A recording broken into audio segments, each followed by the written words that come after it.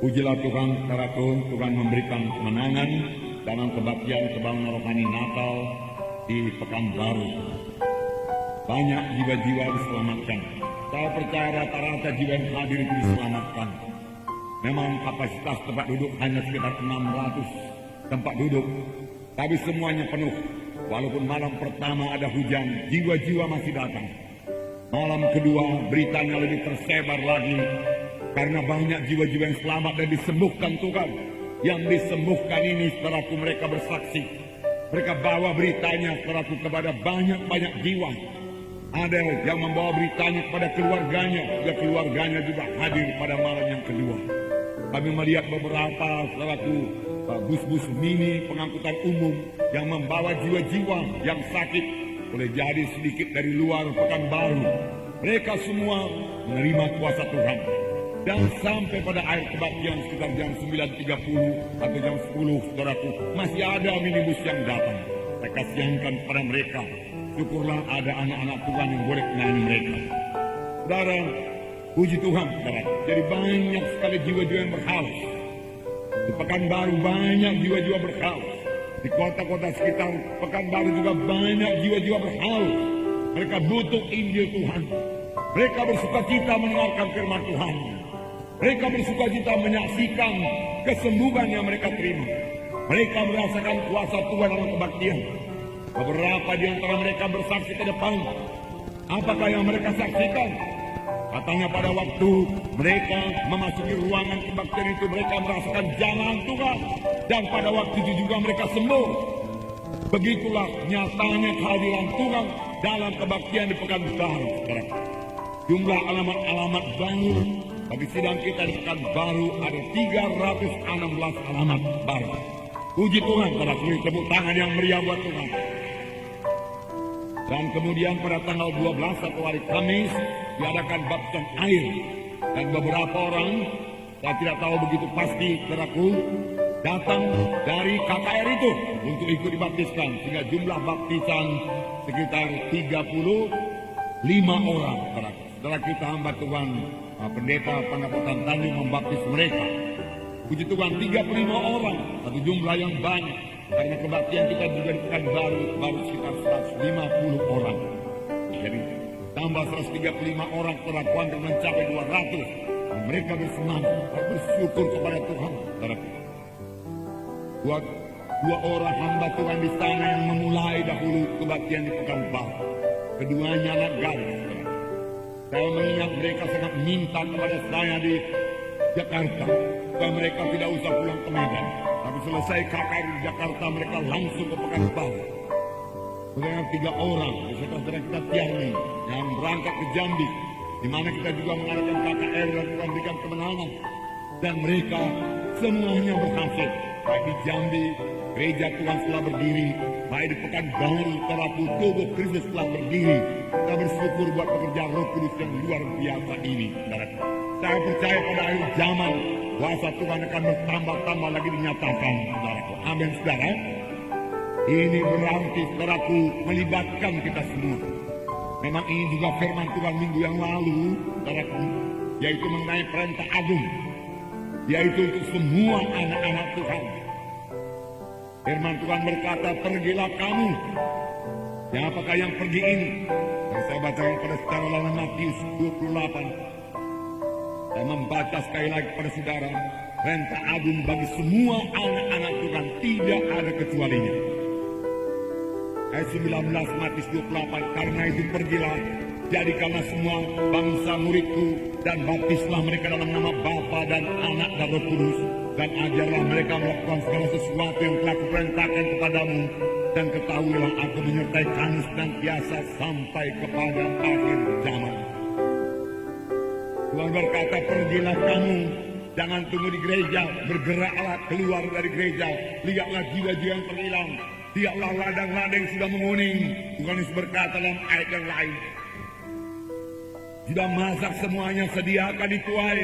Firman Tuhan berkata, bahkan saya mendapat mimpi setelah pulang daripada Pekanbaru, bahwasanya ini mengenai tanah Karo, sudah hamba Tuhan di sana melaporkan, nah, tanah Karo perlu dituai, dia katakan. Tapi dia katakan jagung-jagung sudah menguning. Dia katakan siap sedia untuk dituai. Boleh jadi mimpi saya kurang rohani, saudara, kita itu di Tuhan. Saya yakin saudara itu maksudnya jiwa-jiwa juga sudah laku. Dan dia tambahin lagi satu perkara. Kalau tidak cepat dituai, nanti jagungnya dicuri orang, Pak. Dia katakan. Betul juga. Alkitabiah, saudara. Memang kita perlu pergi. Amin, saudara. Perlu pergi. Sekarang siapa yang pergi, saudara? Apakah penginjil saja yang pergi? Mengadakan pakaian, atau pendeta yang pergi, atau guru agama yang pergi, atau nabi-nabi rasul-rasul? Mereka juga pergi, tapi bukan mereka terutama yang pergi. Di luar mereka adalah anggota tubuh Kristus. Masih ada 99% lagi anggota tubuh Kristus yang perlu pergi. Ini yang kurang dilihat oleh gereja. Biarlah kita melihatnya, terlebih kita hidup pada akhir zaman ini. Bahwasanya gereja itu harus menginjil. Setiap anak-anak Tuhan adalah pemberita Injil. Setiap anak-anak Tuhan adalah saksi Tuhan. Di dalam sidang pertama, dalam Kisah Rasul pasal 8, terjadilah aniaya yang besar di Yerusalem.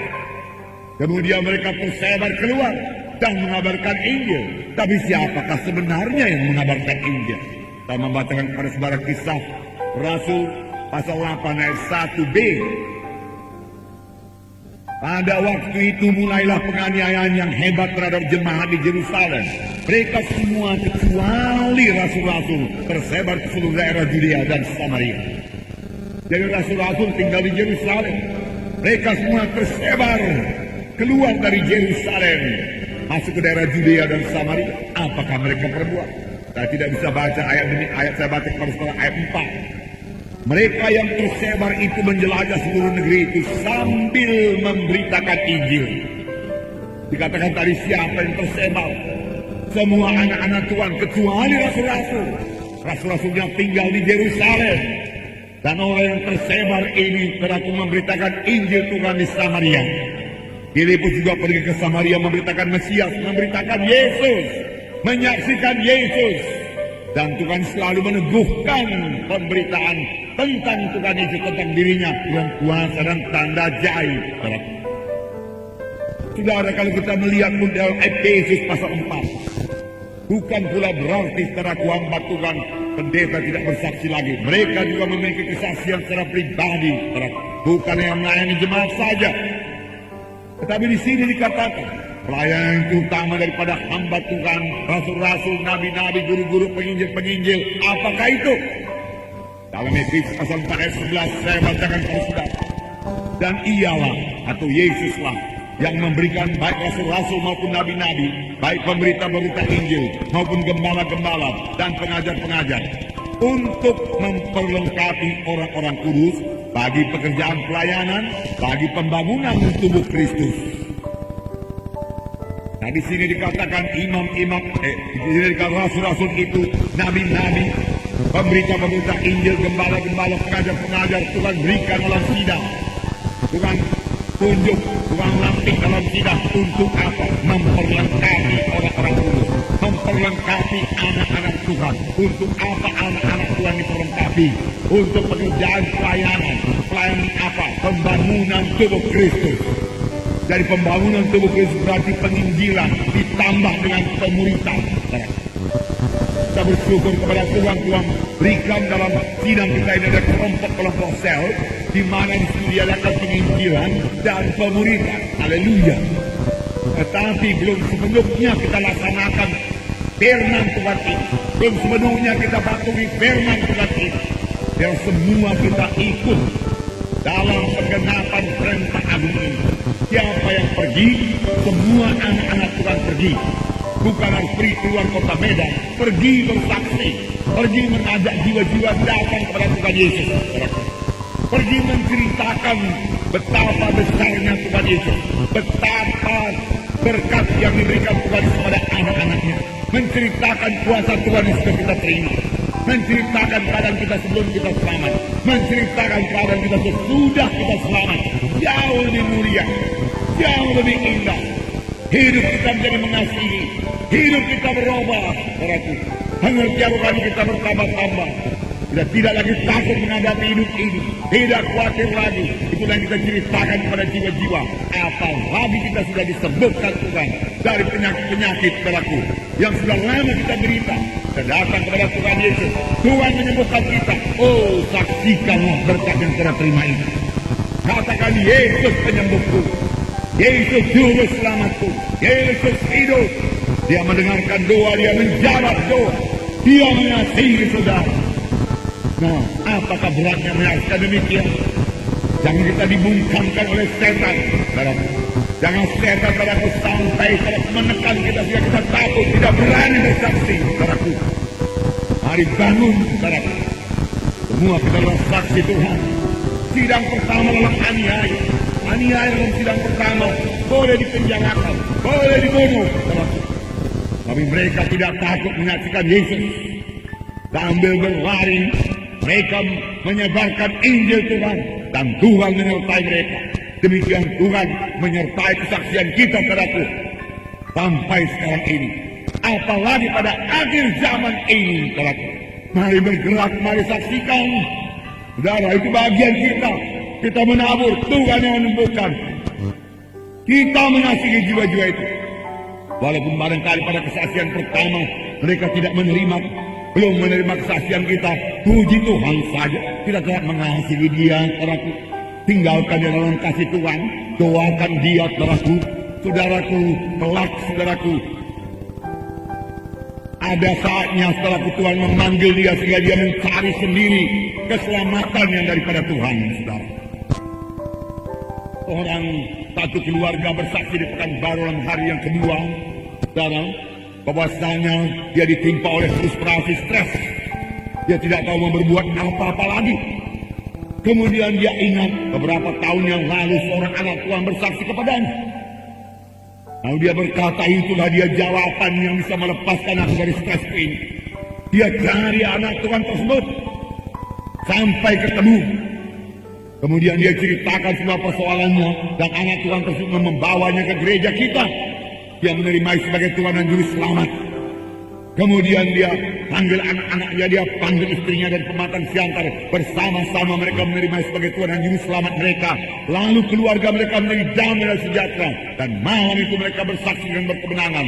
Mau berkat bagi banyak jiwa-jiwa yang hadir itu, saudaraku. Dan saudaraku, mereka menyanyikan satu nyanyian yang begitu indah kepada Tuhan. Satu keluarga menyanyi buat Tuhan.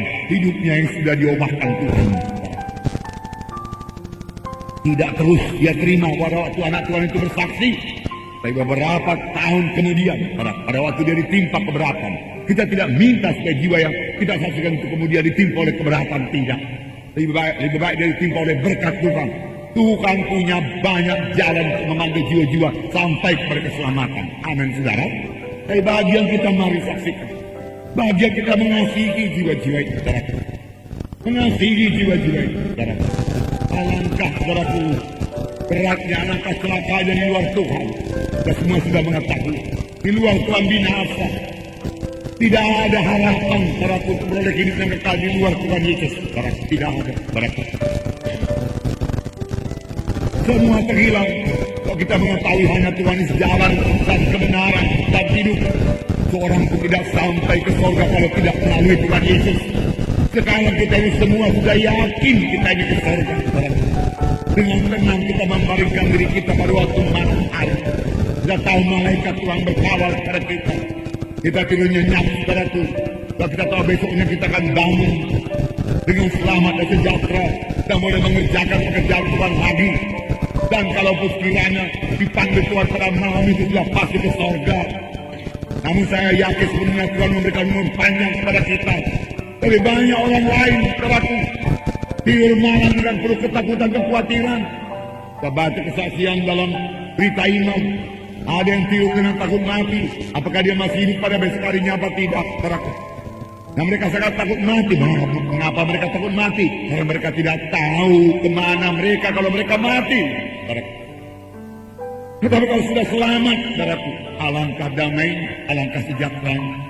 Sudah selamat begini, saudaraku, alangkah indahnya berkumpul seperti ini, saudaraku, 1000 orang lebih, saudaraku, bersama-sama memuji dan menyembah Tuhan dan bersekutu dengan Tuhan. 1000 orang lebih saudaraku menyanyi kepada Tuhan. 1000 orang lebih masing-masing punya persekutuan dengan Tuhan. Alangkah indahnya saudaraku. Ayo, lihatlah di luar sana betapa banyak orang hidupnya kosong, rusak saudaraku. Mereka bahkan tidak tahu apa yang mereka perbuat. Tadi malam setengah 12 malam saudaraku, saya terkejut. Kami terkejut karena tiba-tiba di muka rumah kami saudaraku ada suara Honda saudaraku yang digas habis terus saudaraku. Saya pikir apa ini? Apa orang mau mengganggu lagi? Masakan diganggu? Ada apa lagi? Saya keluar saudaraku, rupanya udah datang Honda-Honda yang lain. Mereka berteman rombongan saudaraku. Rupanya sudah jatuh. Mukanya berlumuran darah saudaraku, sudah pingsan. Dan mereka tidak tahu berbuat apa. Setengah 12 malam. Saudara, tempat saya ambil pulsnya, nadinya saudaraku masih baik. Tapi waktu saya ambil nadinya sudah biru. Tawa dari mulutnya saudaraku, bau minuman keras yang sangat kuat. Jadi ada sedikit lubang saudaraku sebelum rumah kita itu mungkin oleng, dia tidak bisa kuasai lagi, banting, terus pingsan. Saya katakan Kaleb bawa ke rumah sakit. Saudaraku, mengapa dia berbuat demikian, saudaraku? Dan teman-teman yang lain juga sama bau minuman kerasnya. Cakapnya tidak beraturan, saudaraku. Saudara, saya kasihan kepada mereka. Saya kasihan. Hingga dia hidup di luar Tuhan, kosong, hampa. Tengah 12 malam masih berkeliaran. Udah jadi hatinya dipenuhkan oleh kejahatan. Mendengarkan hidupnya yang kosong, mereka perlu Injil Tuhan. Tapi saya tidak dapat bersaksi malam itu, saudara. Saudara, kami angkat ke mobil, bawa ke rumah sakit, saudara. Kemudian kami tidur, saudara. Siang, inilah hidup di luar sana, saudara. Sebagian kecil tunjukkan Tuhan. Yohanes 3:16 berkata, mereka itu bisa selamat. Dosanya bisa diampuni. Karena firman Tuhan berkata dalam Yohanes 3:16, barang siapa yang percaya kepadanya tidak binasa, mereka boleh hidup yang kekal. Mereka boleh menerima hidup yang kekal, karena hidup yang kekal sepanjang mereka percaya. Tetapi kemudian persoalannya sama seperti firman Tuhan minggu yang lalu itu, saudaraku. Sama seperti firman Tuhan minggu yang lalu, yaitu saudaraku, bagaimanakah mereka itu berseru kepada Tuhan kalau mereka belum percaya? Bagaimanakah mereka percaya kalau mereka belum mendengar? Bagaimana mereka mendengar kalau tidak ada yang memberitakan? Alangkah indahnya kedatangan orang yang membawa berita yang baik itu. Alangkah indahnya Tuhan berkata, anak-anak Tuhan yang bersaksi. Alangkah indahnya anak-anak Tuhan yang menginjil. Alangkah indahnya kedatangan mereka itu. Alangkah indahnya berita mereka itu. Tuhan pasti memberkati. Tuhan pasti menyertai. Karena kitalah alat-alat Tuhan pada akhir zaman ini, saudaraku. Lihatlah ladang-ladang yang sudah menguning pada akhir zaman ini. Waktu tidak akan begitu lama lagi, saudaraku. Dalam Yohanes 4:35, bukankah kamu mengatakan 4 bulan lagi tibalah musim menuai? Tapi aku berkata kepadamu, lihatlah sekelilingmu dan pandanglah ladang-ladang yang sudah menguning dan matang untuk dituai. Ladang-ladang yang sudah menguning dan matang untuk dituai. Matang untuk dituai. Ini bisa digenapkan, saudara. Sayangnya banyak anak Tuhan tidak mengerti bahwasanya dialah penuai-penuai itu. Sayalah penuai-penuai itu. Saudaralah penuai-penuai itu, saudaraku. Amin, saudaraku. Ya. Saudaralah alat Tuhan. Saudaralah yang dipakai Tuhan, saudaraku. Saudaralah penuai-penuai itu. Terlebih-lebih, saudaraku, pada akhir zaman ini, kita melihat, saudaraku, bagaimana pekerjaan setan bertambah-tambah. Saya tidak mempermuliakan setan. Saya hanya kasihan kepada jiwa-jiwa yang dirusak setan. Seperti yang saya katakan tadi, saudaraku. Itulah pekerjaan setan, saudaraku. Pekerjaan setan. Kita melihat apa yang diperbuat setan sekarang ini. Bagaimana setan merusak pemuda-pemudi, termasuk pemuda-pemudi orang Kristen, anggota gereja, di mana mereka tidak tahu apakah mereka sudah selamat atau belum. Injil perlu diberitakan pada mereka itu, saudaraku.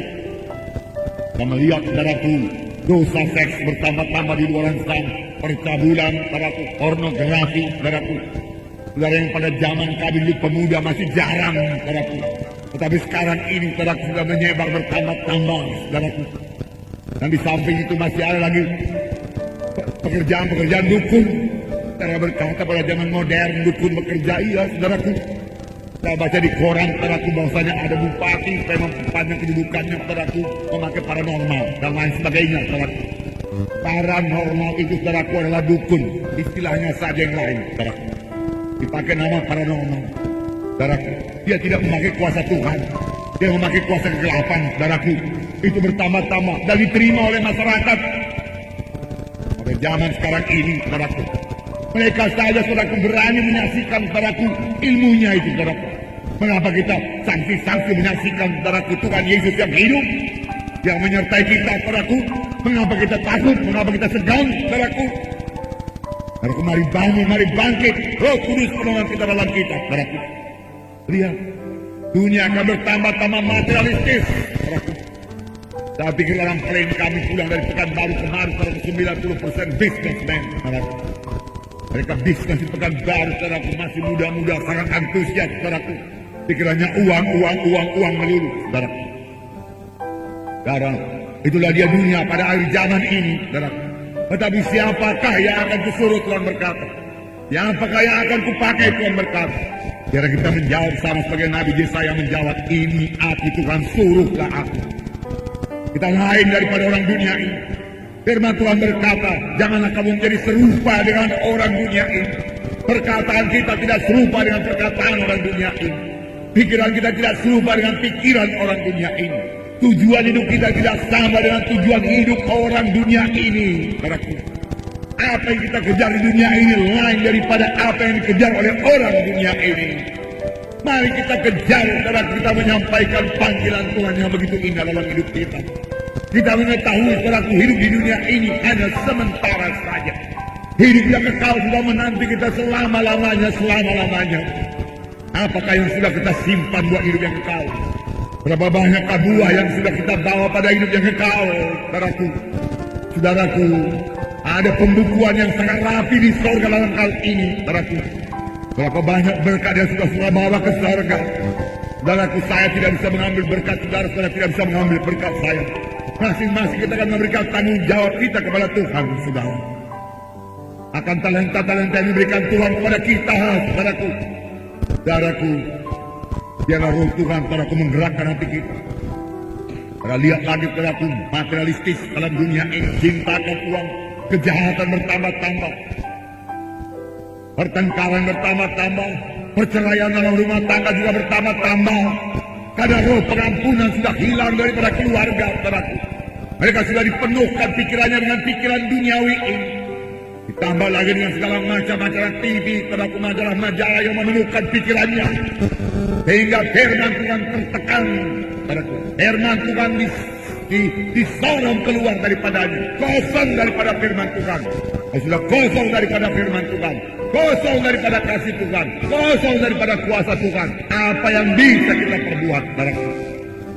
Saudara, mari bangun, mari bangkit, saudaraku. Tolong, termasuk anggota-anggota gereja yang belum yakin dengan keselamatan jiwanya walaupun mereka ke gereja, saudaraku, banyak sekali. Saya katakan kepada saudara yang selamat Pekanbaru itu, saudaraku, kebanyakan dari anggota gereja yang tidak tahu apakah dosa yang sudah diampuni atau belum, yang tidak tahu kalau dia mati pergi kemana, yang tidak tahu Yesus, yang tidak kenal Yesus. Mereka menyebut nama Yesus tapi tidak kenal Yesus. Saudara, kita sudah kenal Yesus, saudara. Saya boleh berkata, Tuhan Yesus juru selamatku, Tuhan Yesus pengampun dosaku, Tuhan Yesus pembaptis dengan roh, haleluya. Tuhan Yesus penyembuhku, haleluya.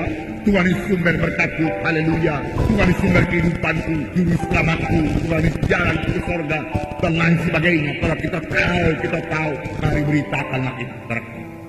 Beritakan Yesus, saudara, beritakan Yesus. Dan jatuh cintalah pada Yesus. Amin, saudaraku.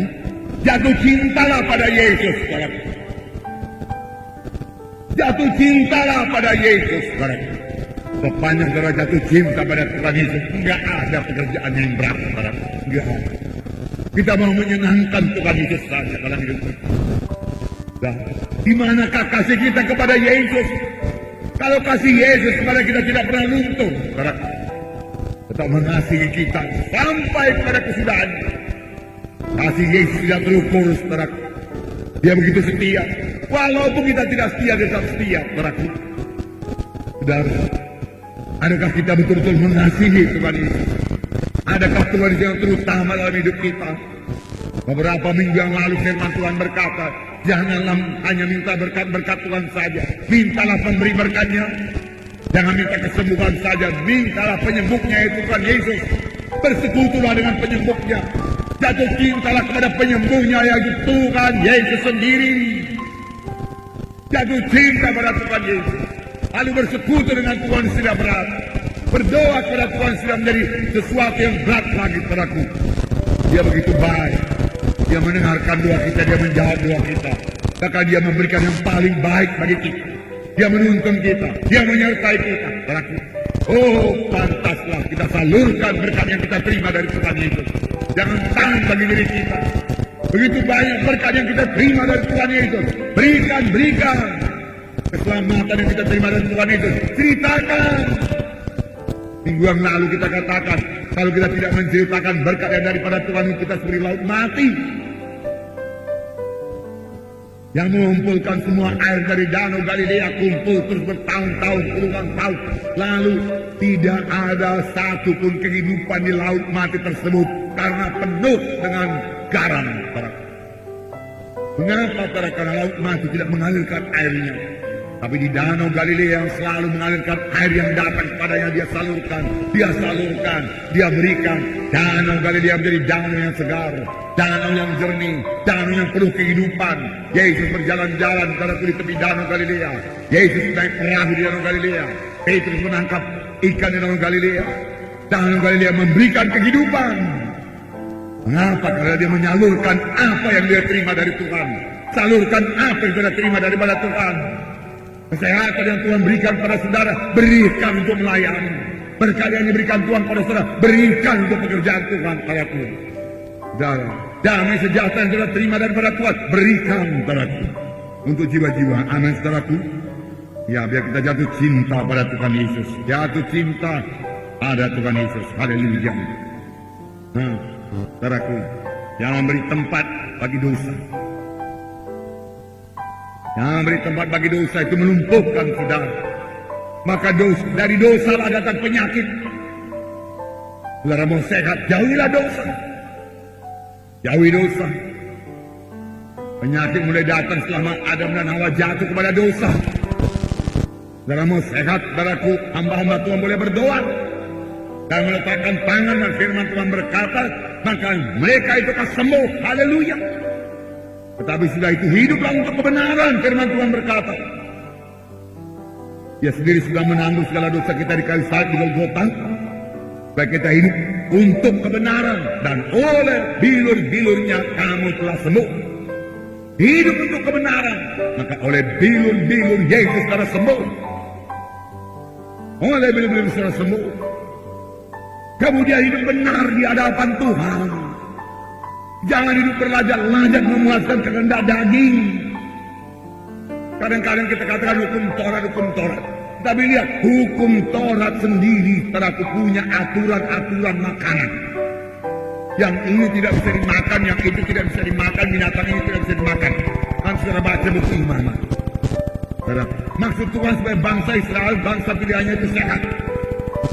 Sekarang banyak orang zaman sekarang, semua telah dimakan.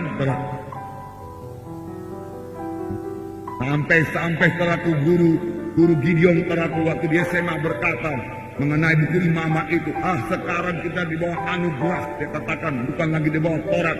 Semua pun boleh dimakan, semua yang di laut boleh dimakan, apa pun boleh dimakan, tapi terlalu keras, dia katakan. Kereta api boleh dimakan, cuma terlalu kencang. Dalam yang di udara, dia katakan boleh dimakan semua yang di udara, kecuali kapal terbang, karena tidak bisa ditangkap.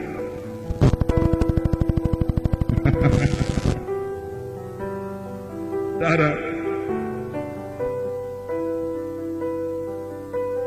kita harus makan dengan teratur. Amin, saudaraku. Itu mau kesehatan bagi kita. Mau kesehatan. Simpel saja saudaraku, Roh Kudus akan memimpinkan kita. Sedikit gerak badan saudaraku untuk menguatkan tubuh kita ini saudaraku. Karena tubuh kita ini ciptakan Tuhan untuk bergerak.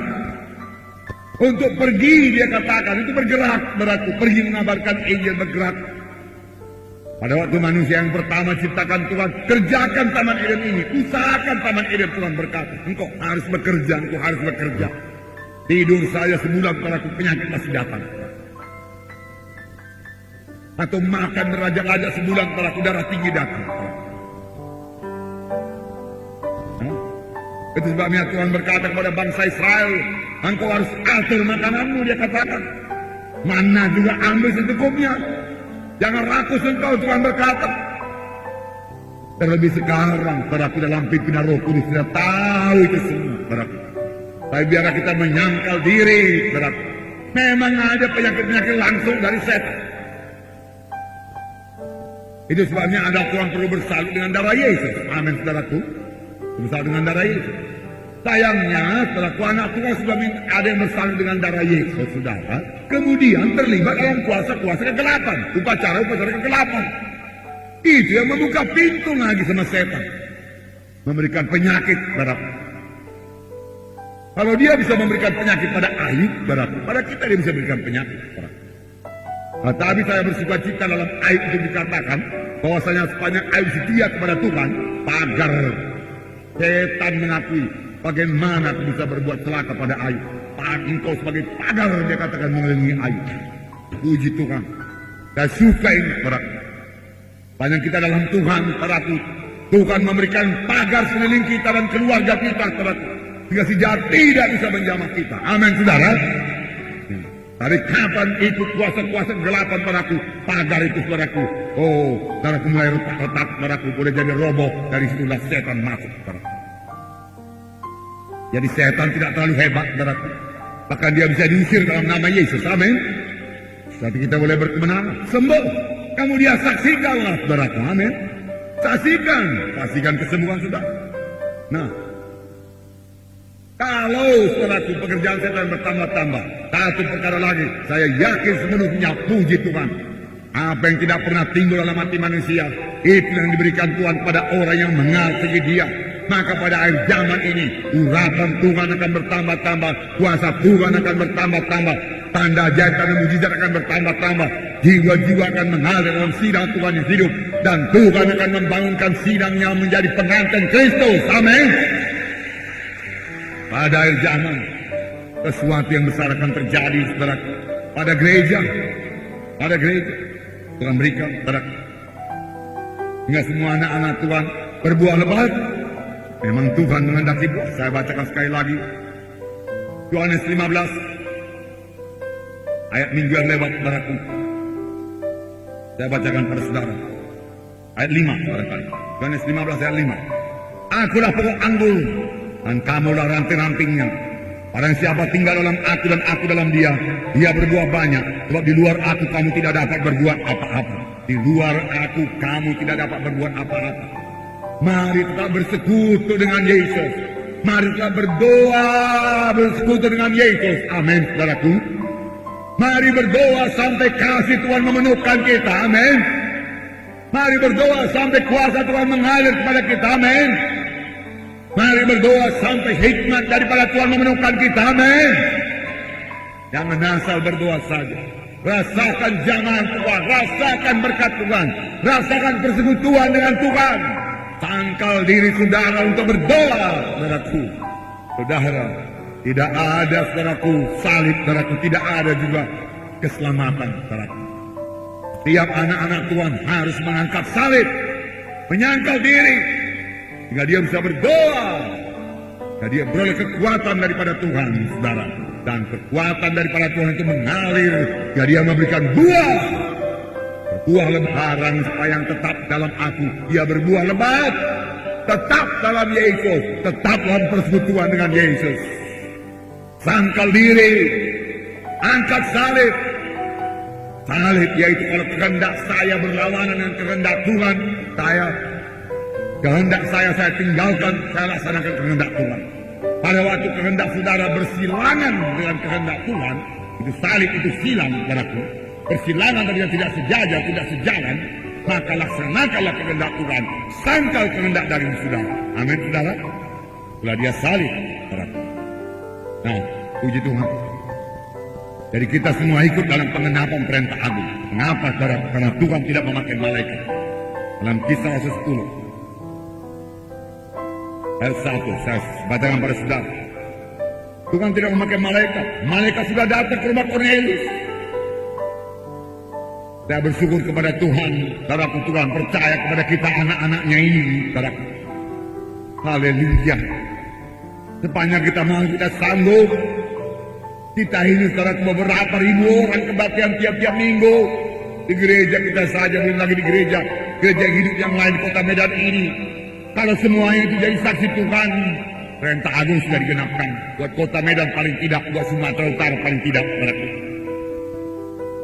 Saya bacakan di sini. Di Kaisaria ada seorang yang bernama Cornelius, seorang perwira pasukan yang disebut pasukan Italia. Ia saleh, ia serta si isi rumahnya takut akan Allah, dan ia memberi banyak sedekah kepada umat Yahudi dan senantiasa berdoa kepada Allah. Dalam suatu penglihatan kira-kira jam 3 petang, jelas tampak kepada seorang malaikat Allah masuk ke rumahnya dan berkata kepadanya, Cornelius. Ia menatap malaikat itu dan dengan takut ia berkata, ada apa Tuhan? Jawab malaikat itu, semua doamu dan sedekahmu telah naik ke hadirat Allah, dan Allah mengingat engkau. Puji Tuhan. Nah,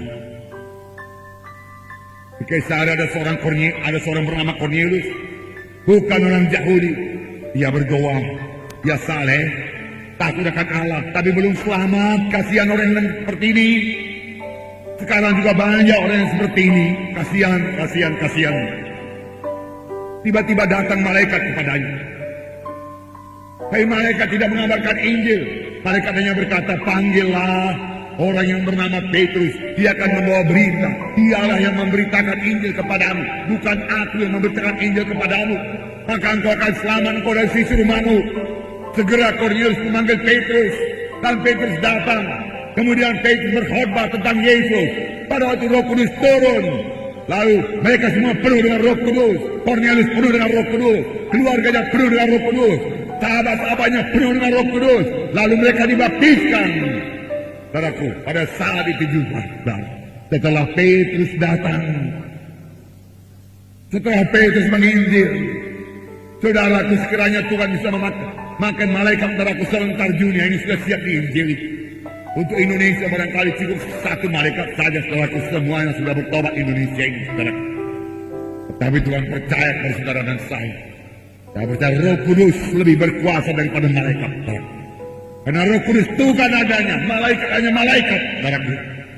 Dan Roh Kuduslah yang diberikan kepada kita, saudaraku. Roh Kudus yang menyertai kita. Oh, rasakan persekutuan Roh Kudus. Rasakan gerakan Roh Kudus, dorongan Roh Kudus, pimpinan Roh Kudus dalam saudara, amin saudara. Dan patuhilah suara Roh Kudus ini. Dia akan memberkati saudara, memberkati tubuh saudara juga.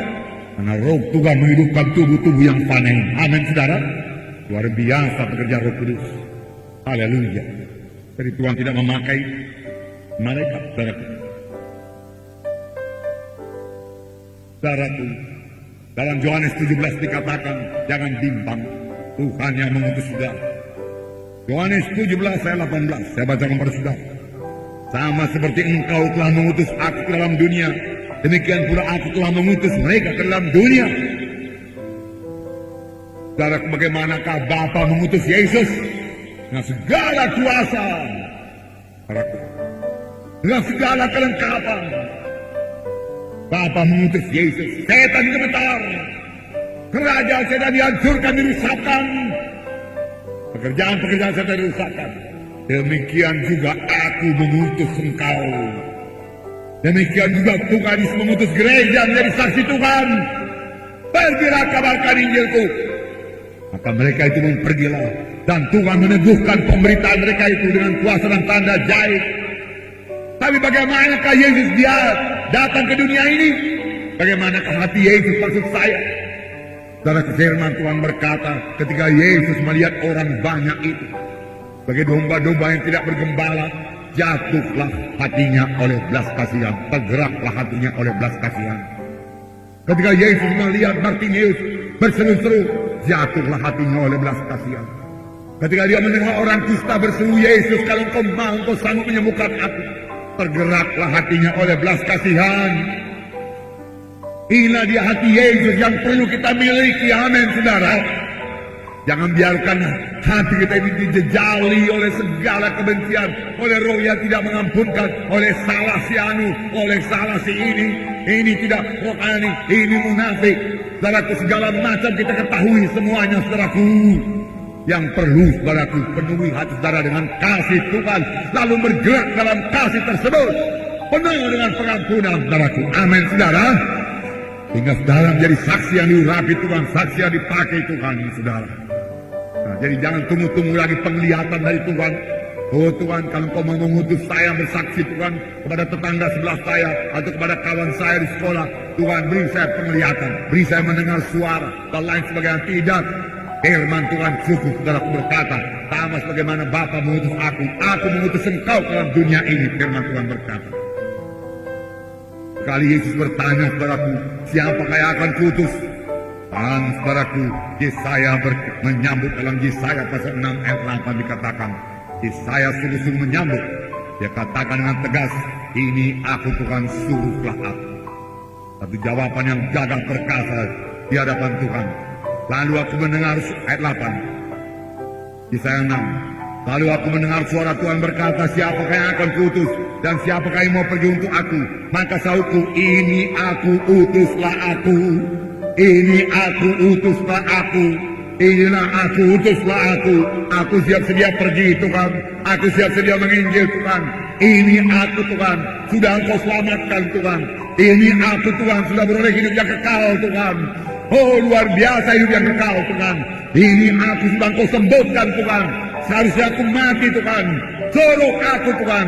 Aku mau melaksanakan kehendak-Mu, Tuhan. Ini aku, Tuhan. Sudah engkau ubahkan, Tuhan. Hatiku telah menjadi baru. Aku telah menjadi kejadian yang baru. Suruh aku, Tuhan. Aku mau bergerak, Tuhan. Aku mau pergi kemana engkau suka, Tuhan. Kehendak-Mu jadi, Tuhan. Haleluya. Haleluya, saudaraku. Demikian seharusnya saudaraku jawab anak-anak Tuhan. Ini aku, suruhlah aku. Jadilah saksi yang setia. Yesus saksi yang setia. Setia, saudaraku, artinya tidak mundur. Artinya stabil terus, saudaraku. Kalau ada halangan, saudaraku, dia tidak mau mundur. Wahyu 3 ayat 14. Dan tuliskanlah kepada malaikat jemaat di Laodikia, inilah firman dari Amin, saksi yang benar. Maaf, saya ulangi. Inilah firman dari Amin, saksi yang setia dan benar, permulaan ciptaan Allah. Inilah firman dari Yesus. Yesus adalah saksi yang benar, saksi yang setia. Nah, saudara, bersaksilah. Saudara berkata, saya tidak punya kuasa. Saudara punya kuasa. Amin, saudaraku. Saya punya kuasa. Yang perlu saudara punya iman dan bertindak.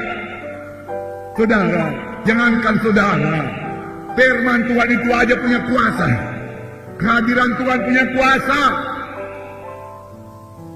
Saya katakan tadi waktu jiwa-jiwa memasuki ruangan, belum berkhotbah.